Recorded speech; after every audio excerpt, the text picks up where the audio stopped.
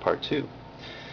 So in winning over this province, you would get to the point where they uh, might say, they might be pressured from an enemy unit coming in from the east here, and they might say, hey, we could use your help.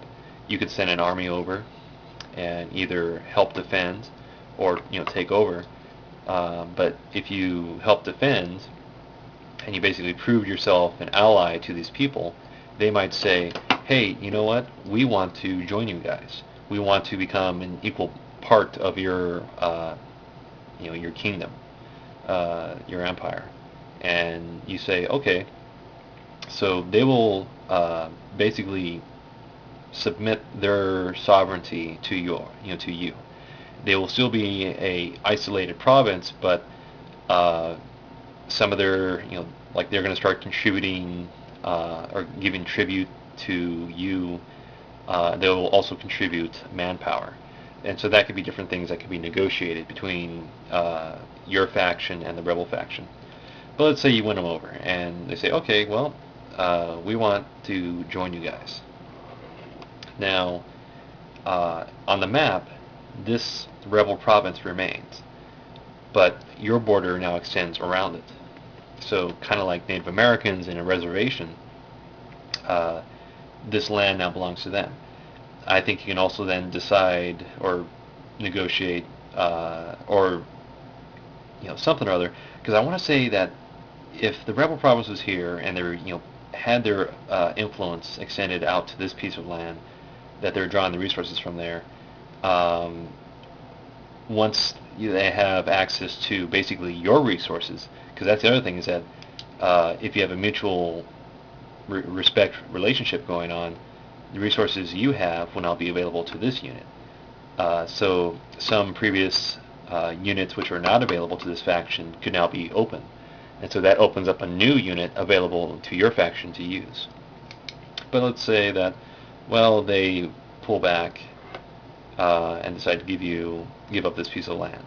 And so now you can establish your authority there and, of course, build roads. And now you have access to this faction. An enemy could then later on come in, bribe this rebel faction into rebelling, joining their side, and then next thing you know, so you once thought you had a secure border, now it's the enemy, and they're coming, and they're right next to your provincial capital there. So it's a choice to the player. Do I want to annihilate these people, or do I want to incorporate them?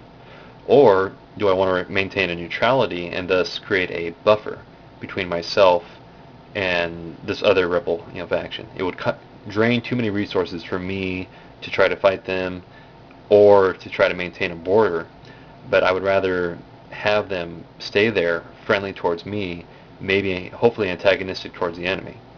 So if an enemy was moving in from the north, and I just could not, because I'm now having to protect myself towards the east from this enemy, but I want to continue to expand. So I send my army out and take over another province or another county. Enemies up here.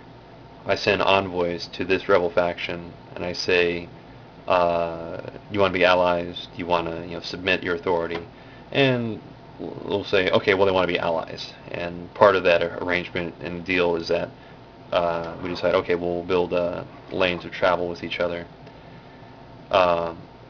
So these two counties will remain under the influence and authority of this rebel faction.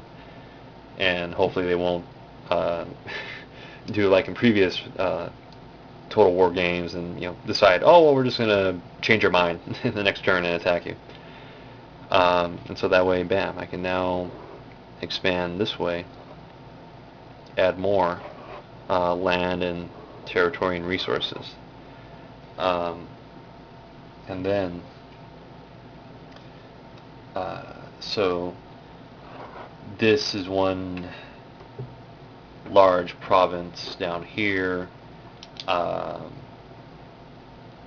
whatever this is here, and whatever this is here, and this is independent. So, yeah.